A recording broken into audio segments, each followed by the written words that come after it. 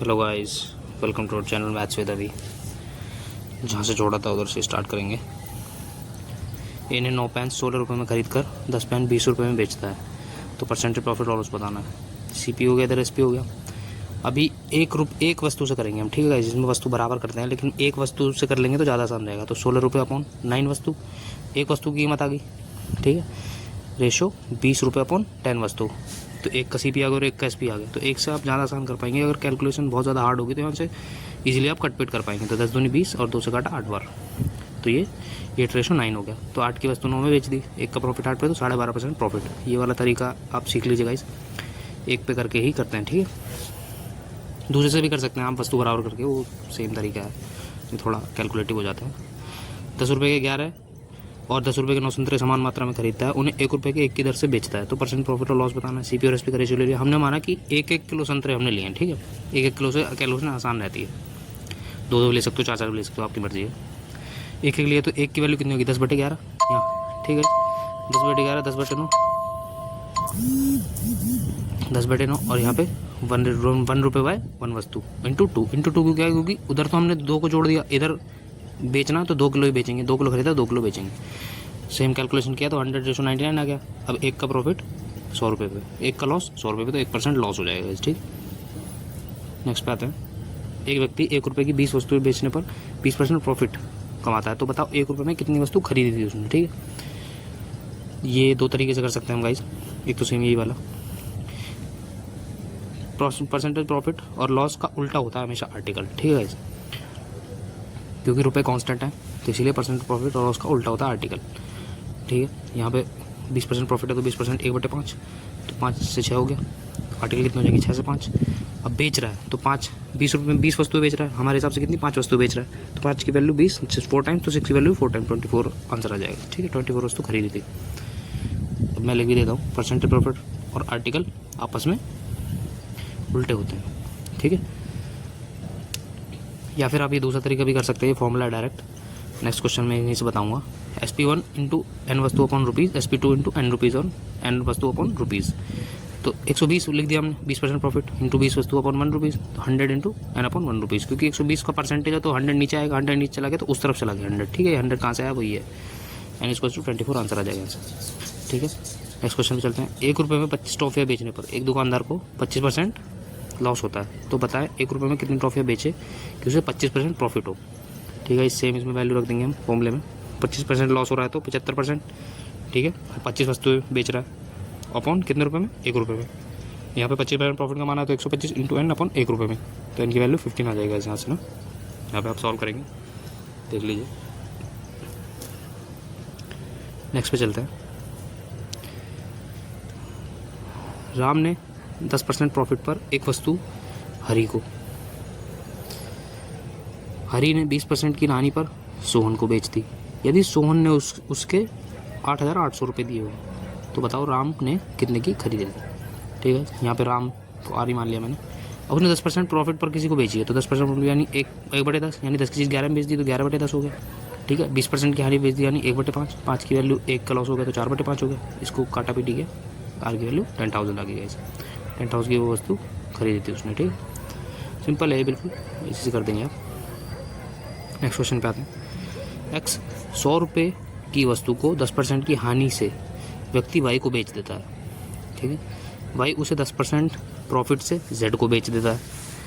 Y ने कितने मूल्य पर जेड को बेची, या फिर जेड ने कितने रुपए में वो वस्तु खरीदी, एक ही बात है दोनों, ठीक है। बस पूछने का तरीका लगे। तो 100 रुपये इंटू 10% लॉस तो 9/10, 10% प्रॉफिट तो 11/10, 0 कट गई, 11 में 99 आंसर आ जाएगा। अभी डिस्काउंट के क्वेश्चन लेते हैं। डिस्काउंट क्या होता है? MP माइनस SP, MP में से SP घटा देंगे तो डिस्काउंट आ जाएगा, ठीक है। परसेंटेज डिस्काउंट क्या होता है? डिस्काउंट अपॉन जितना भी डिस्काउंट है वो upon MP। Discount always on MP पे ही डिस्काउंट हमेशा निकलता है। CP और SP पे डिस्काउंट नहीं निकालेंगे, ठीक है। CP पे प्रॉफिट और लॉस निकलता है हमेशा। 10% और 10% की 2 क्रमिक छूट का समतुल्य छूट बताना है। मेथड बने यहाँ पे, सक्सेसिव का फॉर्मूला लगा देंगे। सक्सेसिव का A + B + -AB अपॉन 100 होता है, ठीक है। यहाँ पे साइंस का बहुत ध्यान रखते हैं, प्लस है तो प्लस लगाएंगे, लाभ है तो, और हानि है या छूट है तो माइनस लगाएंगे, ठीक है। सॉल्व किया हमने, -19% आ रहा है। माइनस का मतलब क्या है? यहाँ पे ओनली छूट है, माइनस का मतलब छूट दी हमने 19% की, ठीक है। दूसरा क्वेश्चन, दूसरा ये तरीका है, MP और SP ले लेंगे। MP 10 है, 10 से 9 में 10% लो छूट है, तो 100 की चीज़ 81 में बेच दी, 19% डायरेक्ट आ गया। अब 100 पे है तो कुछ निकालना ही नहीं है, डायरेक्ट 19% आ गया। ठीक है, ये यूनिवर्सल मेथड है, इसी से हम ज़्यादा सवाल करेंगे, इससे सारे सवाल हो जाते हैं ईजी। ठीक है, नेक्स्ट पे आते हैं। 10% की 3 क्रमिक छूट का समतुल्य छूट बताना है। सेम 1/10 का 10 से 9, 10 से 9, 10 से 9, 1000 रुपये का 7 to 9 हो गया। कितना पॉइंट के बाद जीरो लगा देंगे, 7 to 0.9 तो 27.1 हो जाएगा आपका। जो छूट है वो 27.1 हो जाएगा आपका। नेक्स्ट पे चलते हैं।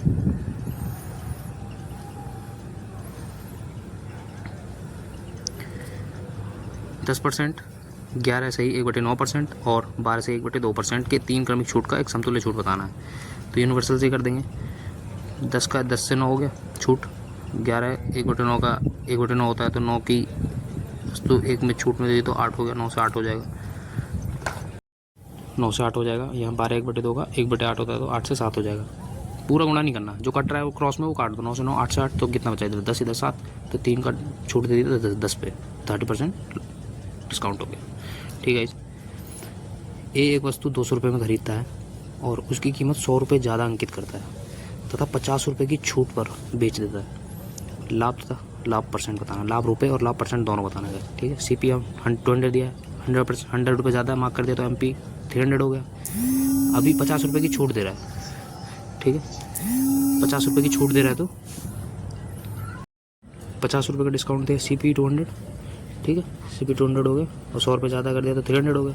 50 रुपये का डिस्काउंट दिया, 50 रुपये का डिस्काउंट दिया तो 250 हो गया। अभी कितना हो गया, 50 रुपये का प्रॉफिट हो गया, डायरेक्ट हमें दिख रहा है। SP 250, CP 200 और परसेंटेज तो 50/200, 25% आपका आंसर आ जाएगा। नेक्स्ट पे चलते हैं। यदि व्यापारी क्रय मूल्य से 30% अधिक अंकित करता है, कोई व्यापारी अपने वस्तु को क्रय मूल्य से 30% अधिक अंकित करता है तथा 20% का भत्ता देता है, तो परसेंटेज प्रॉफिट बताना है। सेम सक्सेसिव कर देंगे, 30% प्रॉफिट और 20% भत्ता तो माइनस कर देंगे। ठीक है, यहाँ 4% आपका आंसर आ जाएगा। 3 दूनी 6, 10 - 6, 4% आंसर प्रॉफिट आपका। ठीक है, दुकानदार अपने सामान पर CP से 20% अधिक अंकित करता है तथा इस पर 10% छूट देता है। उसका MP कितना होगा जिस पर दुकानदार को 72 रुपये का प्रॉफिट होता है। ठीक है, सेम पहले हम सक्सेसिव से परसेंटेज निकाल लेंगे, कितना प्रॉफिट हो रहा है हमें परसेंटेज में। सक्सेसिव से निकाला तो 8% प्रॉफिट होगा, लेकिन 72 रुपये का प्रॉफिट हो रहा है, तो बराबर रख देंगे दोनों को, 9 टाइम्स है। ठीक है, अभी उसने क्या बोला, उसका MP कितना होगा। MP कितना, MP 20% अधिक अंकित किया था ना उसने, तो 100% तो CP हो जाता है। अब उसका 20% यानी 120% MP हो जाएगा, तो MP 120%, उसका भी 9 टाइम्स कर देंगे, 1080 रुपीज़ आपका आंसर आ जाएगा। सिंपल है बिल्कुल, थोड़ा देख लेंगे तो आपको आ जाएगा। ये एक डायरेक्ट फॉर्मूला है, यदि छूट 20% है, लाभ 10% है तब। ठीक है, कोई छूट दिया, कोई लाभ दिया X%, तो CP क्या होता है, 100 में से डिस्काउंट माइनस कर देते हैं, वो CP की वैल्यू आ जाती है। ठीक है, और MP क्या होता है, 100 प्लस माइनस प्रॉफिट और लॉस। ठीक है, ये सिंप्लीफाइड फॉर्मूला है, आपने पढ़ा भी होगा, बिल्कुल सिंप्लीफाइड करके लिख दिया मैंने। ठीक है, दुकानदार MP पर 20% छूट देकर 12% लाभ कमाना चाहता है, तो वह MP को CP से कितना % अधिक रखना होगा। ठीक है, CP और रेशो MP ले लिया। CP का क्या होता है, डिस्काउंट जो होता है वो CP पे हो जाता है, डायरेक्ट CP की वैल्यू आ जाती है, तो 100 - 20। ठीक है, MP में क्या होता है, जो परसेंटेज प्रॉफिट और लॉस होता है वो MP के नीचे आ जाता है, तो 12%, 80 112, 60 16 से काट दिया, 16 × 80, 16 × 7 112, 2/5 कितना होता है, 40% हो जाएगा डायरेक्ट। ठीक है, ये आपका आंसर हो जाएगा। मिलते हैं नेक्स्ट वीडियो में। Thank you guys.